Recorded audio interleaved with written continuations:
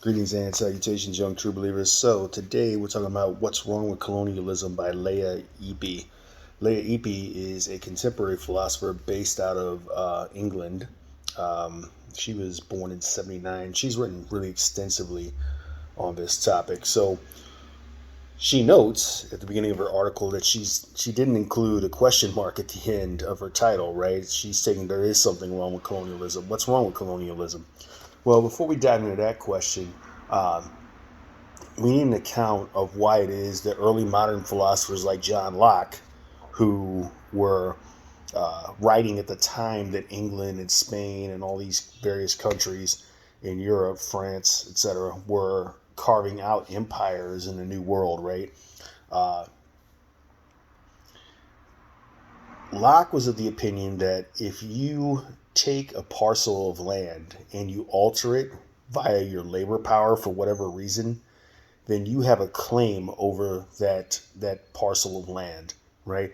By mere virtue of the fact that you changed it with your labor power, right?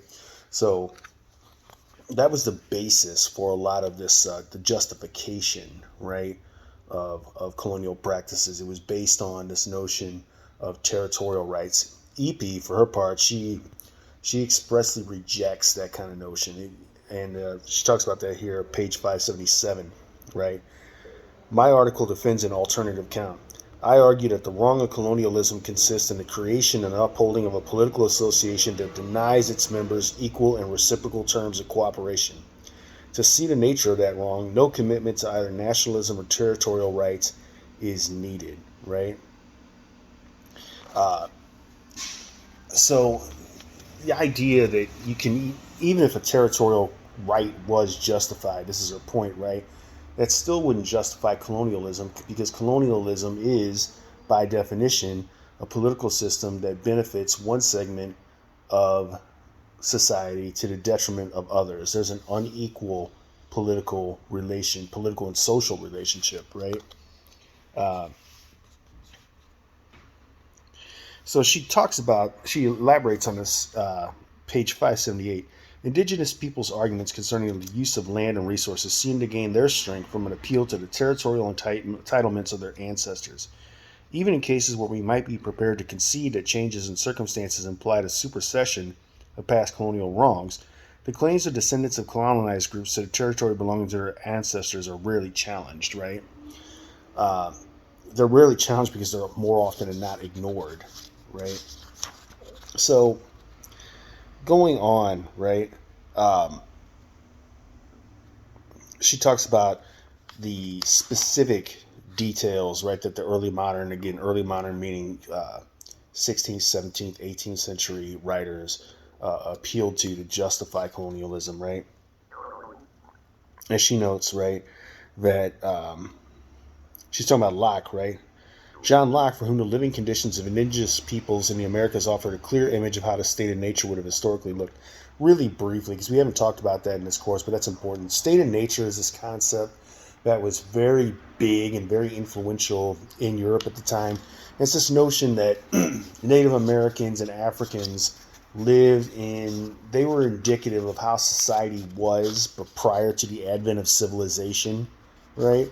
And a lot of Europeans romanticized these political organizations and made them out to be something like Jean-Jacques Rousseau was particularly notorious about this. This is how all humanity ought to be organized, right?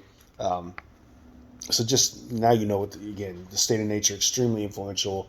Thomas Hobbes talks about it, John Locke, Rousseau, right? Um, so Locke, for whom the living conditions of indigenous peoples in the Americas offered a clear image of how the state of nature would have historically looked, made a similar point, but replaced the criterion of use with a much stronger constraint, labor. According to Locke, external objects had to be appropriated before they could be of any use, and the only means by which land could be appropriated was to cultivate it. And again, the moment you start altering the land for Locke, you use your labor power to change it, it becomes yours, right? And EP goes on, of course, it is possible to object to these earlier accounts that their justification of territorial rights places too much emphasis on labor, efficient use of resources, and productive cultivation, therefore neglecting culturally specific ways of interacting with land on the side of indigenous populations. But the reason early modern authors denied territorial rights to indigenous people is only to some extent explained by their ignorance of alternative ways of life or by a cultural bias in their application of acquisition theories. So the point, right,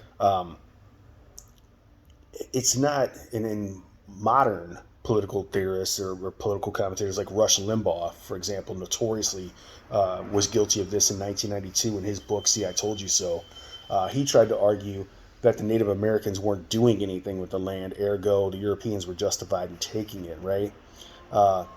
If you regard the land as sacred, right, and obviously many Native American tribes would regard the land as sacred and inviolable, right, then you could see how they would, object to the way the Europeans appropriated it, right?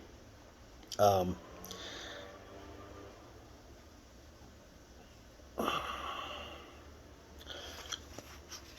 but ultimately, it wasn't the case that the Europeans objected or they denied the territorial rights of Native Americans because they didn't like the way that they used the land, right? There were other reasons, obviously. And Ypi talks about this on page 583, right? What corrupted the spirit of these offers was the mode according to which they took place. In other words, what made the colonialism practiced by European states particularly abhorrent was its violation of standards of equality and reciprocity in setting up common political relations, and a consequent departure from a particular ideal of economic, social, and political association. A violation was all the more despicable when exercised by powers that make much ado of their piety, and while they drink wrongfulness like water, once be known as the elect in orthodoxy. That last sentence was from the German philosopher Immanuel Kant, who, interestingly, Kant was a virulent racist, but he was anti-colonialist. So people are complicated, right? One last bit from Ypi, and it really sums up the problems with colonialism, right? She notes, colonialism is wrong because it violates the ideal in the first, but often also in the second of these dimensions. So what's the first? The first has to do with the creation of associative norms. It draws attention to the process through which such norms are first established and to the correct mode of participation in setting them up, condemning, for instance, their unilateral imposition. One side can't dictate the terms of the association to the other, right? It's got to be a compromise. The second relates to the principles around which that association is structured. It draws attention to the substantive criteria of political cooperation and asks us to ensure that equality and reciprocity are reflected in the design of institutions facilitating that cooperation. Colonialism fails in both.